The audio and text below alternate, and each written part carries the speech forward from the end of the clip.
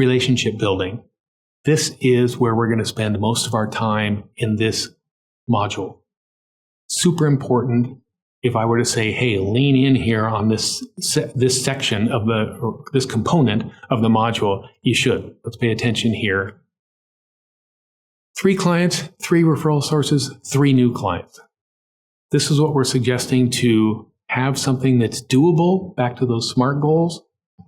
And let's look at how we build out each one of these. I have to stop looking down at the clicker, don't I? Referring to page 5 of the business development plan, here are the 2 first sections in here. Existing clients, existing referral sources. And I've taken that page from the plan and put it here. I could have done just one of each one of them, and we're going to do that here in just a moment. I'm going to show you in just a moment why we want to focus in these areas, because this is where you're going to get the best ROI, the best bang for your buck. We'll look later at the second most asked question I get. Hey, Doug, where do I spend my time? How do I be most efficient and most effective when I'm trying to do this? This is why we're looking at this first. So what are the parameters for choosing 3 existing clients? And you can see there, on revenues, let me take my top 3 clients, upward or downward trending. Hey, this is a growing company. We've done a bit for them over the last 2 years. I think there's a lot more to go. Let me make them one of my 3. Or downward trending. We used to do a lot more for them, yet they're still out there and they're still growing. Why? Maybe it's a client I need to pay attention to. Or there's a cross-sell opportunity. I do their tax work. I see that they're looking to do a new factory.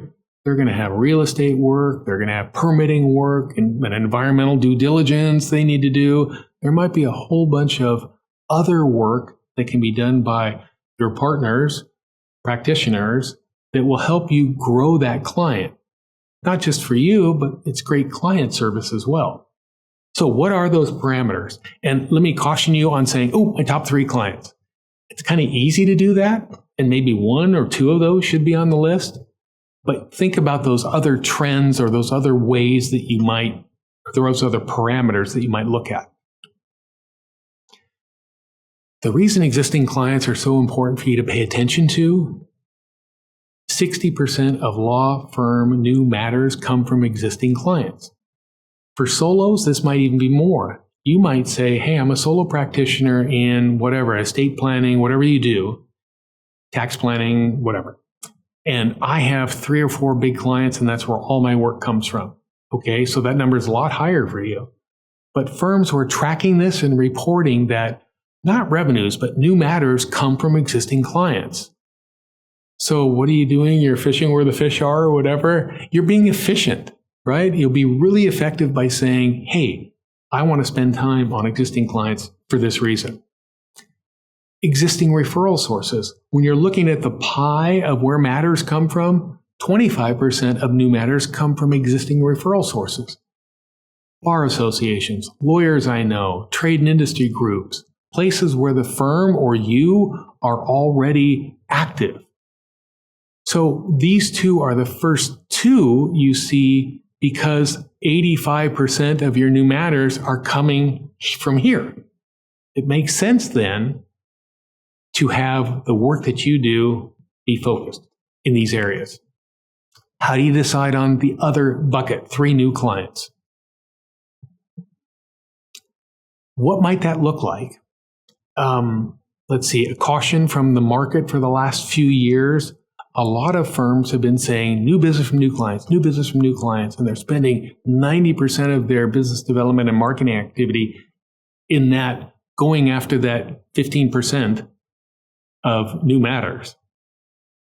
Okay, let's spend some time on new client development. Let's find 3. And you can see here the resources I need to do that, what actions I'm going to take to find those new clients, be part of a presentation team that's already going to meet this client, but they're not talking about my practice area yet. Page 6 of the BD plan helps build this out for you. A little advice on the hierarchy of pursuing a new client. When I was talking about new business from new clients, I hear sometimes from attorneys, I've never done aviation disasters, and this is the year I'm going to go after that work. Well, why? I don't know. I just find it interesting, and I fly a lot, or something, kind of random like that. Let's see if if we can be a little bit smart about those new clients you're going after. Is there a key person there that we know? Maybe somebody from our firm left and went in-house over at this company, and I really can follow up with them and see if I can build that relationship into potential work from where they're at now. Or it's an opportunity that hasn't yet turned into a relationship. We talk about this in the 15 minutes a week. There's one of the worksheets that takes you from opportunities to relationships. I met them at a conference and I haven't really followed up with them. Or at a trade group, the Chamber of Commerce last week, I met this, they could be a client. There's some relationship, right? An attorney has gone there, you've met them before, you can be introduced through your network. There's a bar association annual conference I am going to, and there's a law firm that I'd like to meet and a lawyer that I'd like to meet, and I know somebody that can make an introduction for me. So think about that when you're identifying those 3 new clients. Is there some in that you have already when you're putting together that those 3 new clients? So existing clients, existing referral sources, new clients. I've got a great little piece of intel for you that is really going to shape what you're trying to do here. How do new clients get to you? This just came out recently, and I was just fascinated with this process.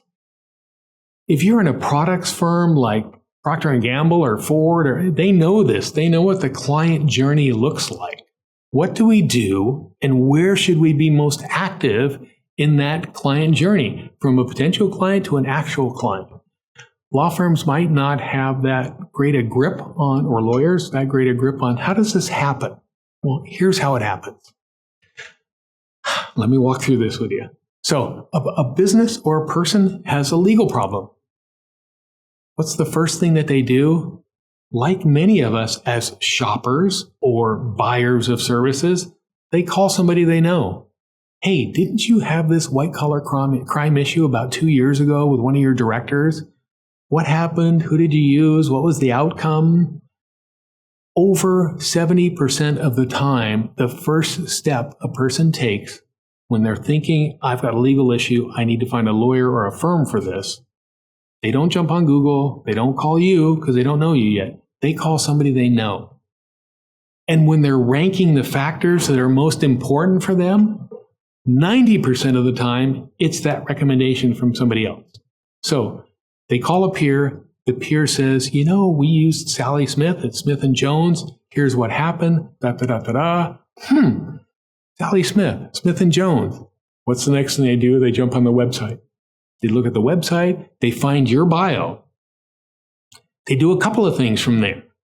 They go over to the practice group page, and they go to your LinkedIn profile. 71% of the time, they look at your LinkedIn profile, either before or after looking at your bio.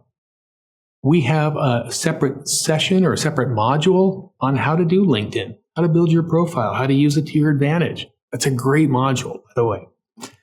But you got to know that before the phone call or the email happens to you, this has all happened offline. You don't even know what's going on. But I bring this up because you might say, as part of we'll look at internal marketing here in just a moment, I really should improve my bio. It's old. My photo's old. I should get on LinkedIn where I just have that gray avatar and 4 connections.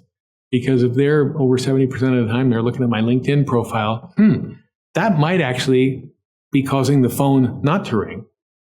What's that great line? If you hear the phone not ringing, that's me calling. But just know this, right? Knowing that journey makes you smarter. I know you're smart already. Hey, we're lawyers, right? Okay, internal marketing. I mentioned it just a moment ago.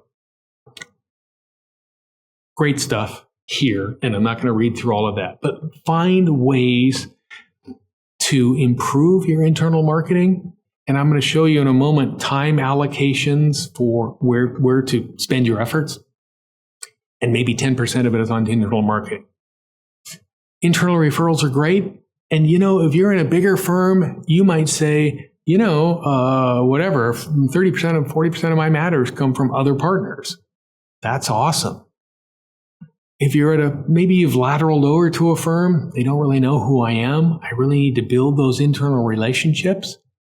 I want to get involved in the office marketing or my practice group business development initiatives. What are some of the things that you can do? And it's referred to page 6 there in the business development plan, where you can improve your internal marketing.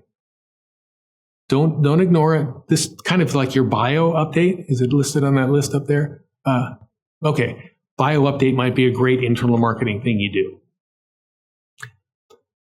All of this relationship building is based on the fact that we are in the relationship, referral, repeat business.